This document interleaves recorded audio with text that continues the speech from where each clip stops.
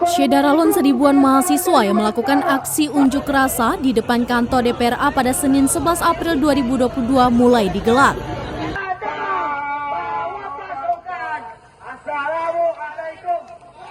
Dari pantauan di lapangan, masa aksi tergabung dari mahasiswa dari berbagai kampus di Aceh.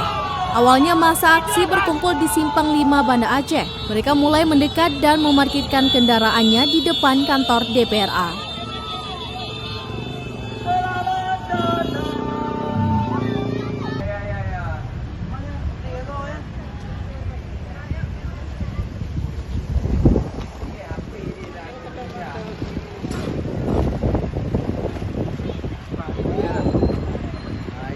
Satu komando dalam gerakan masyarakat mahasiswa Aceh, sepakat?